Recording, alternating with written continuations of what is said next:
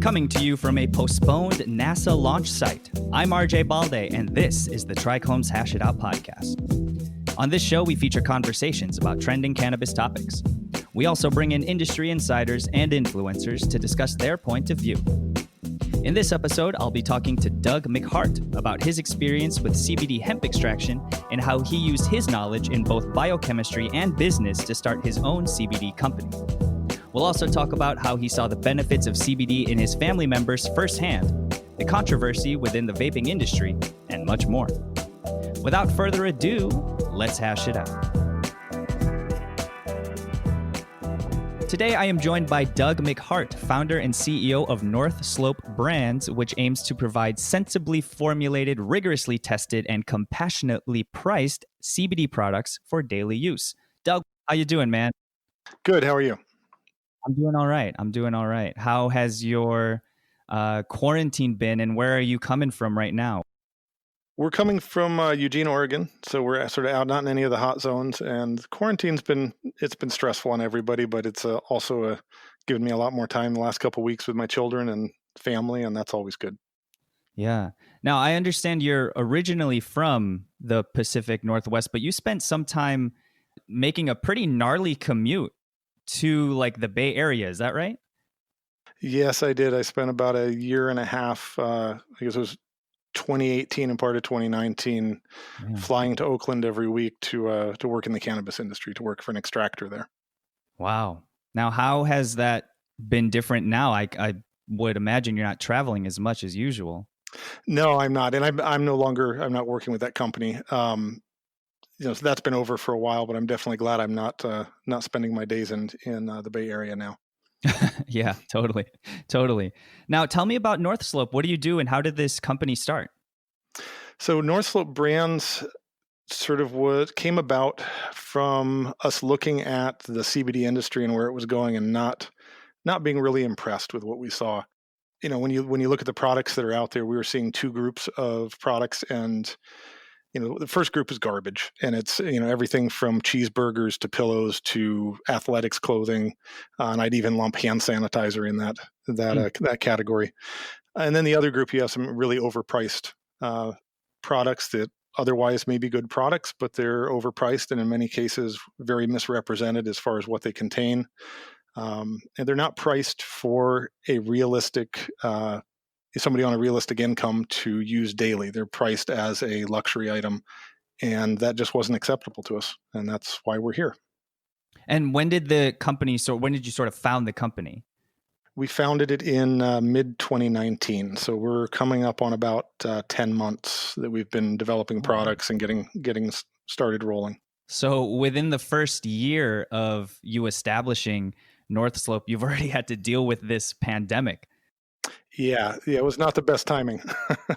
Yeah. I can imagine. How's that been for you? It's been hard. I mean, a lot of our suppliers for non-ingredient components of our products, so packaging, everything from labels to T-shirts that we're planning on giving away with products, to bottles, to some of the equipment we use for production is sourced from outside the country. In particular from some areas in China, and that's made it very hard to get our equipment delivered, to get products delivered. The turnaround times are a lot longer. We have some equipment that we were able to land before the pandemic, but now we can't get the engineers to come to actually turn it on and set it up for us. So we have crated equipment sitting in piles, waiting for the travel ban to be lifted. Wow. So how serious of a setback has that been for you? It's added probably 3 to 4 months to our product launch dates. Wow. Some of the products, the ones that have some of the equipment issues with being able to bring engineers in, we've indefinitely pushed it back. I mean, it could be another month, it could be another 6 months. We don't know.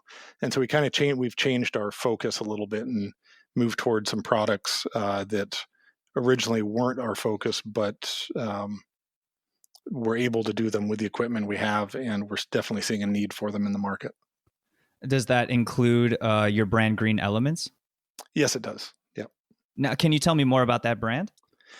Sure. So Green Element is targeted at sort of a mid-market, somebody looking for an organic, healthy CBD supplement. We've decided to go into pet products as well, and actually, our first products that we're launching right now are tinctures for dogs and cats.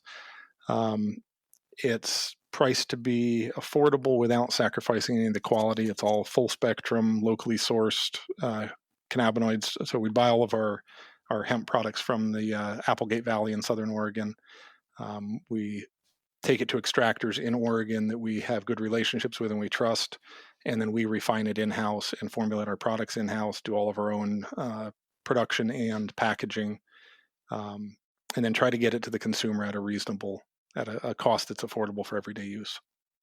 And you mentioned, as soon as you mentioned pet products, my dog just woke up from her nap and gave a good shake. I don't know if you heard that. So she's into it. She's into it.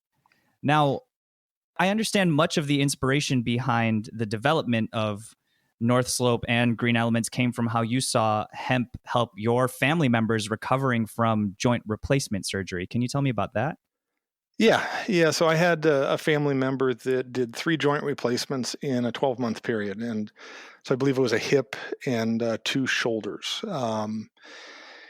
And she was warned going into it that she should expect to come out of this 12-month period being an addict, that she would have to go through a detox period, and have to go through morphine withdrawals from wearing a fentanyl patch for such an extended period of time.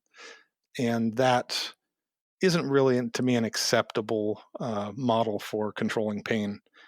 And I suggested to her that she try using CBD products. And at that time, what I had access to, I was living in Mendocino County and growing high CBD cannabis strains. And got her some CBD distillate, a 1 gram syringe, which at the time would have retailed in a dispensary, say, for $150. Yeah. And that 1 gram syringe got her through 3 joint replacements in 12 months without ever filling her fentanyl patch prescriptions, and with obviously no addiction, no withdrawal. So no painkillers other than the CBD after she walked out of the hospital. And so kind of let that sink in. $150 retail value of distillate versus thousands of dollars of pharmaceuticals and an opiate addiction. Yeah. And then you compare that to today, that same oil today would retail for, maybe $20. Sure. So it's an even bigger difference. Wow. So you really do have sort of firsthand experience seeing the benefits of CBD and hemp. How important is it for you personally to continue that advocacy for, promoting the benefits of CBD like you saw firsthand in your family members?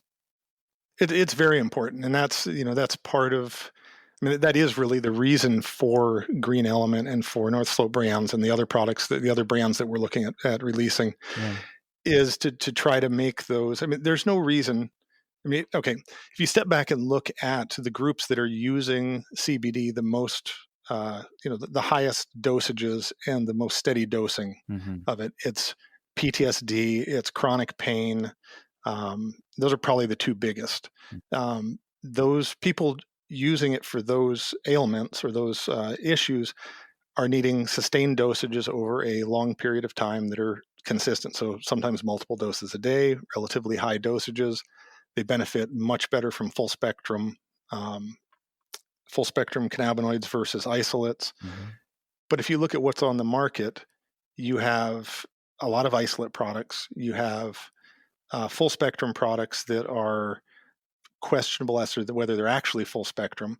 And most of them are, there are companies. There's a company recently, and I won't point out specific names, but they sold for $300 million in the last year. And this company makes gummies that are $5 to $10 a gummy. How is that affordable for everyone? How can a veteran with PTSD afford $20 to $30 a day for an herbal supplement that they could grow in their garden? Right. How is that any different than what Big Pharma does? Right. And when, so many people in the cannabis industry and in the CBD industry, when it first started, before it became a corporate, sort of gold rush, whatever you want to call it, Sure. were very much anti-big pharma. And it was let's take control of our healthcare. Let's, look at these amazing plant compounds that we can use medicinally. And it was supposed to be an answer, an alternative to big pharma. Mhm. And what I see happening in the CBD industry and why we started doing what we're doing is that essentially big CBD and big hemp is no different than big pharma, except that they're not regulated. So you don't know that the purity's there. They're not accessible, and they're making really wild claims about the products and putting it into, like I said, everything from pillows to underwear. Right. And there's I'll be the first to admit we don't know a lot of what the cannabinoids do, and there needs to be tons of research, and we need a lot more a lot more data gathered. But to take a product that is essentially grown in a garden, can be produced by anybody, can be extracted and purified by anybody in their house. None of these are new techniques. None of the things being done with CBD are new or novel. The extraction is something that's been around thousands of years. Distillation's been around thousands of years. Vacuum distillation's been around, probably several hundred years. How do you take a product that is extremely expensive, extremely inexpensive, Sure. with extremely inexpensive materials that go into it, and charge a luxury price that prices all but 1% of the consumers out of the market? In the time that I've been involved with CBD, since, in the extraction part of it, in 2015, the distillate prices were about $30 a gram for distillate. They're now less than one. So about a 97 to 98% reduction in the active ingredient in the cost.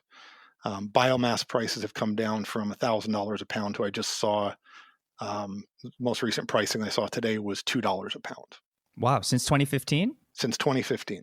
Wow. So with a high 90s, 97 to 99% reduction in material cost, why are these products still so expensive? And why are they? And how do you then compete? How do you find a way to compete against these big pharma companies that are charging these extravagant prices and making these sorts of wild claims?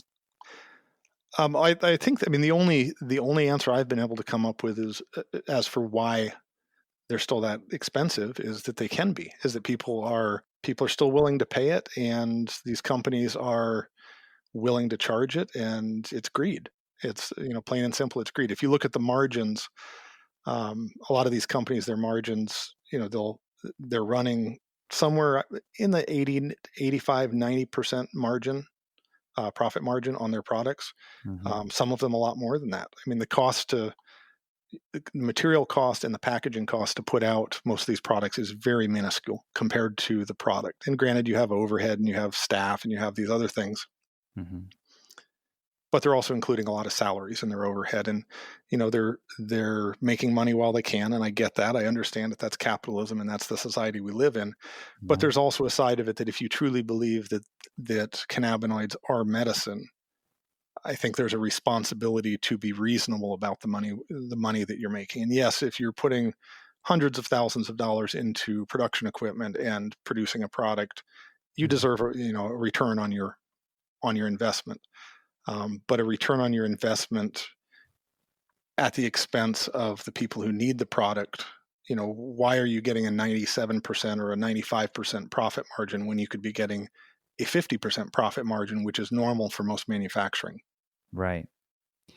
And I think a lot of people do, like you said, where they are willing to pay those ridiculous prices and give in to that sort of marketing. But there also is a vast amount of people who respect your approach to it, that it's not only about thriving in a capitalist society. There is, compassion that can be a foundation in a business practice. Absolutely. And it's also, even just on a purely capitalistic sense, it doesn't make it doesn't make any sense to me why you would price the majority of your target market out of the out of being able to afford your product. Right. And now, so you just said earlier that you have a lot of your experience in extraction and distillation. Correct. Those products are commonly used for edibles and vapes and other things of that nature. Do you remember Vapegate from last year? Absolutely. How could I forget? Yeah. How did that go for you? It really didn't have an effect. I was no longer working for the cannabis company in the Bay Area.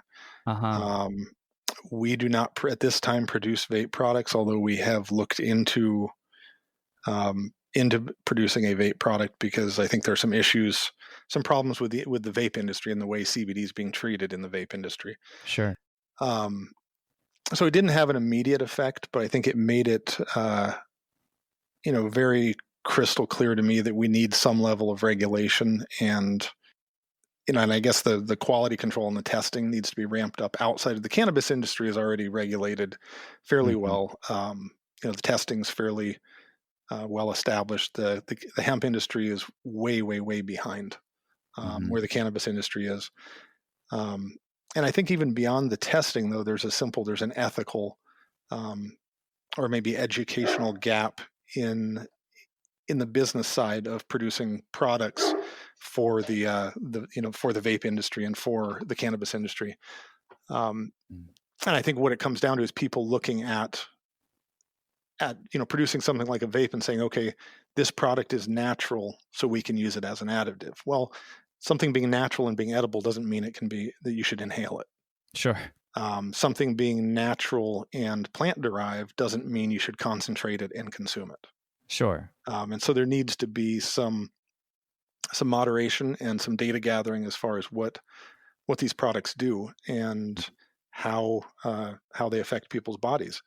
I mean, and that's honestly is one of the big arguments for staying away from isolates and sticking with full spectrum products is that in order to get the effectiveness from a dose of CBD, as an example, you can use a much lower dose if you have a full spectrum product and get very similar results. Why would you take out all those other cannabinoids and have to go to a dose that's 3, 4, 5 times higher when you don't know what ramping up that dosage to that point will do? We don't have enough data to know how safe a lot of the cannabinoids are or what their effectiveness is at extremely high dosages. Why are companies in this arms race to say, oh, well, my product has 500 milligrams in it or 300 or 200 milligrams in it, when you could have a product that, instead of taking a daily dose of 50 to 100 milligrams of an isolate, you could take 10 to 15 milligrams of a full spectrum product. Yeah. It's kind of like some companies, they focus a lot on just, like you said, levels of THC or CBD or the percentages or the milligrams that are inside of a certain thing. But you're saying that it could be a lot more beneficial to focus more on what is actually in it as opposed to how much of it is in it. Correct. Absolutely. Right. And even the products that are being labeled as full spectrum, in many cases aren't. There's no regulation of the use of the term full spectrum. So for instance, when we started looking at pet products, we looked at a couple of the leaders in the market that were in, the vast majority of pet stores. They're being picked up by national pet stores like Petco and PetSmart.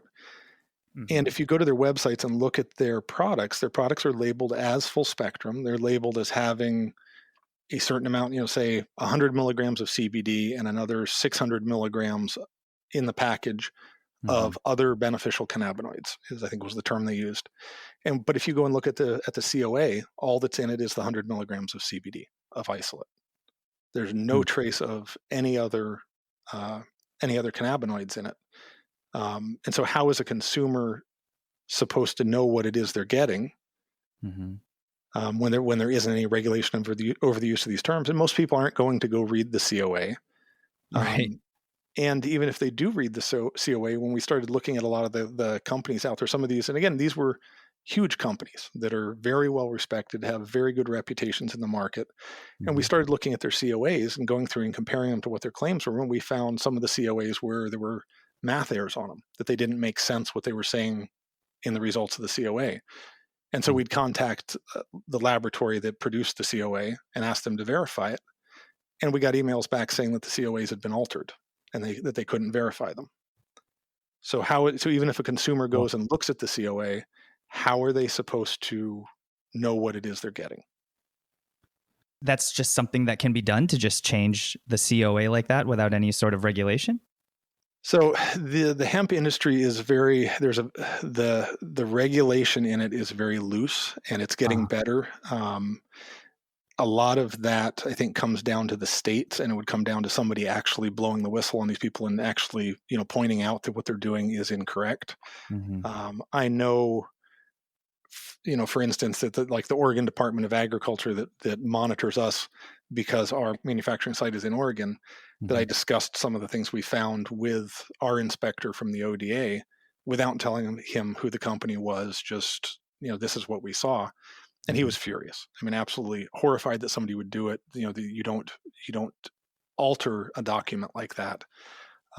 It's definitely not kosher. It's definitely Yeah. would a regulatory body like the ODA or the FDA would not be pleased with it. I'm sure they'd crack down on people, but nobody's checking, and consumers aren't. Wow. Uh, I don't want to use the word educated enough, but they're not. It's outside of their wheelhouse. They don't. Sure. When you look at a COA, most people don't know how to read it. They're not. They don't understand.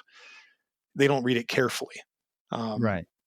and what we were finding was companies that were cutting and pasting parts of COAs together to show the results they wanted, No way. or doing a calculation to show what was in the bottle and rounding off numbers really grossly, and basically text boxing it onto the COA so that it looks like it came from a laboratory. Wow. Yeah, which is and I mean, to me, that's why we're here. That's Yeah. why we're doing what we're doing, is to try to give people an alternative, um, to produce a product that's not profit driven, that's people driven. And I'm not saying we don't want to make a profit. This is a family business, and I'd love to create a legacy for my children out of it. But at the same time, the goal is to provide something that I'm proud of, something that our family can be proud of, that will help people. And then, to me, the profits will follow. That's not the primary goal. It's funny because I recently had on this show a branding and marketing expert she worked in a crossroads between pet products and the cannabis industry, and she said that both of them are a complete mess. Oh, And absolutely. Yeah. that's funny. You find yourself in the same sort of crossroad Yeah. between pet products and hemp, and I assume that every day you're just learning more and more about how antiquated things might be and how things need to be a little more organized and locked up. It's a strange feeling to me to want regulation, because I've Yeah. spent a lot of time outside of outside of regulation in the Yeah, cannabis industry and in totally. other manufacturing industries and even in the hemp industry. And I don't like people telling me how to do things. And I don't like having to jump through all the loopholes, or Mhm. the loopholes isn't the right word. To jump through all the hoops for regulators, and to fill out all the paperwork and all that, and it's frustrating at times. Totally. But when you have people that aren't acting responsibly on their own, then obviously there has to be that regulation. um, and it's unfortunate, but there's a reason that those regulatory bodies are there. And when you see it immediately affecting people's health or affecting the health of their pets, um, it has to stop. The part that we can do to help it stop is to at least provide people an alternative and provide them a reasonably priced alternative, and be as transparent as possible. And that's our goal, is to you know just lay it all out there on our documentation, our testing, our process, our ingredient list, and our intentions. And what you see is what you get. I'm not telling anybody that our products are better than anyone else's out there, but they're as good as anything on the market. They're much more reasonably priced, and we're not sacrificing quality to get our prices low, or if anything, taking the high road, and giving up some portion of the profits that a lot of the companies are fighting over. Definitely. And consumers respect that. But so speaking of unregulations, I guess, is that a word? But I don't know. It is now. It is now. It is now. Yeah. We're putting Webster on note. Did you hear about the lab explosion in LA last week? The big fire. Was that the one? Yes. The one? Yeah. There was a one-story building in downtown LA in what they're now calling Bong Row. And it was a THC butane extraction operation that exploded in a big fire and injured 11 firefighters. Yeah. And now there's a criminal investigation ongoing. So what are your thoughts on that? How do these sorts of incidents and shady operations affect the effort to provide products of proper quality through proper practices like you are? I think any industry, as long as there are huge profit margins, you're going to see counterfeit products. You see that in fashion. You see that in cannabis products. I mean, I just saw an Instagram post of, I don't know if it's a dispensary, but it was a display of vape cartridges in Brazil of every big name in California that you can think of on the shelf in Brazil. Obviously, those companies are not exporting their products to Brazil. So they're counterfeits. That directly ties into the black market and ties into, you see that in the U.S. too, of the counterfeit products going back east. You see unregulated laboratories, and I'm assuming that the explosion on Bong Row was not a regulated laboratory. But as long as you have those profit margins and sort of that craze for the green rush going on, you're going to have people who are willing to take the sort of the outlaw unregulated route and try to circumvent all the quality controls and the right way to do things. It certainly does put a dark mark on the industry as a whole. However, I think it is an opportunity to highlight efforts such as yours who are going through the processes of meticulously making sure that every aspect of your operation is safe and effective, and you're churning out the best product you possibly can of the best quality you possibly can. Well, I think though it all comes back to the price to the consumers. Sure. So as long as the profits are there, as long as cannabis prices are really high, there's going to be a black market. And that comes back to how cannabis businesses in California are taxed. It comes back to how they're regulated as far as how much biomass is produced. If you look at the production of, there's no biological difference between the hemp plants and the cannabis plants. And if you look at the cost to produce the hemp materials, and people selling biomass at less than $10 a pound, and they're probably breaking even on it. It was a bad year for them as far as overproduction. But let's say even the correct price is $50 a pound, and it's being grown on huge farms. At some point, the cannabis industry is going to hit that point for extractable material where the biomass is cheap, and then all the prices of the product should come down. And there's suddenly no, if those come down, the tax base comes down, and it's no longer a $50 1 gram vape cart. There's no reason for people to black market a $10 vape cart.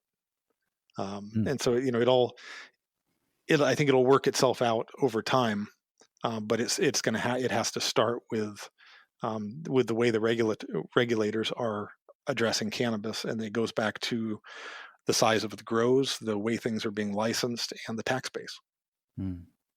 Yeah.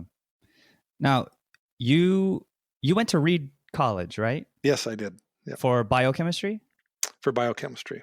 And you also got an MBA from the University of Oregon for business operations, right? Yes, I did. So given that, it kind of makes sense where you've ended up. So if you could tell yourself as a student at Reed that one day you'd be running a CBD company in a legal market, would he believe you? Well, I wouldn't have known what CBD was, for one thing. Okay, So fair enough. I was well Yeah. acquainted with THC, but Okay, gotcha. Cannabis company in cannabis. general. Cannabis Yeah. company. Yeah. I probably would not have been surprised. I would have been surprised to see legalization. Yeah, sure. I don't think I wouldn't have expected it to happen so fast. Mm-hmm. Yeah, I don't think it really would have surprised me that much. And it honestly, it's funny. When I was at Reed College, we played around. Obviously, being a chemistry major, we loved playing around with chemistry. And one of the things we did in our off hours was to do. It was the first time that I had really extracted cannabis, was to make a cannabis extract and do a vacuum distillation on it and produce a distillate, which is now what we just call distillate. Sure. And this would have been in like 1993. Wow. Before anyone knew what distillate was. It's not, like I said, it's not a new science. It was just, I was curious to see if we could do it. And we got an amber honey oil that, we were excited about, but nobody wanted, nobody was interested in it. It was sort of like, well, what do you do with it? It's sticky. It's hard to, what use is it? Yeah. And this was before vape pens, obviously. And we kind of jokingly, I was like, well, that was an interesting academic experiment as far as, seeing if we could do it, but it's utterly useless and, nothing will ever come of it. Well, fast forward then 25 years later and you have the vape industry. Yeah. And so I kind of missed the boat on that one, I think, but you were ahead of your time. I was ahead of my time. Yeah. I just didn't realize it, and we didn't do anything with it. Yeah. We'll go with that. You were a visionary. Yeah. And honestly, I mean, those are I guess the college days, and, and I'm much happier, I think, being involved in the hemp industry as far as something that's a little more family friendly, and something that my kids can be more exposed to. I can talk to them about it. Like, they're allowed in the facility, whereas in a cannabis industry, they can't walk through the front door even if they're family. Totally. They can go with me to tour farms and see how the plants are growing. And, my daughter especially grew up in, when we were homesteading in Northern California. I mean, she grew up in the garden with me every day, and has a better green thumb than a lot of growers I know. Oh, that's awesome. So it's been a nice, change, I guess, going into hemp and seeing it come out of the shadows a bit. And it still has a long ways to go. There's still a lot of, banking industry issues that apply both to cannabis and hemp, and a lot of regulatory things, but I think it'll be a fun journey. Yeah. And you've been on the journey for a while, and I have been. Yeah. I wish you the best of luck on your continued journey. And thank you again, Doug, for taking the time. Before we go here, where can people find out more about Green Elements and North Slope and what you're up to? greenelementcbd.com. Cool. And northslopebrands.com. And we're just redoing our website and rolling out an e-commerce platform for greenelementcbd.com, and hopefully talking with some distributors over the next few weeks, and you'll start seeing some of the Green Element products in pet stores throughout the Northwest and hopefully into California before too long. Awesome. I'm stoked to check them out, man. Thank you again, Doug, for taking the time to talk to me today. I appreciate it. Likewise. Thanks for having me, and hopefully we'll talk to you soon. Absolutely. Stay well. You too. Thank you. My thanks again to Doug McHart for joining me. If you are a member of the cannabis community and have a story you want to share with us, we would love to hear from you. You can reach the show at hashitout@trichomes.com. You can help others find the show by taking a moment to subscribe to the podcast and write a review. You can also join the discussion with industry insiders and get your voice heard by joining the community at trichomes.com and following us on all social media. Hash It Out is produced by David Fortin and presented by trichomes.com. I'm RJ Balde. Thanks for listening.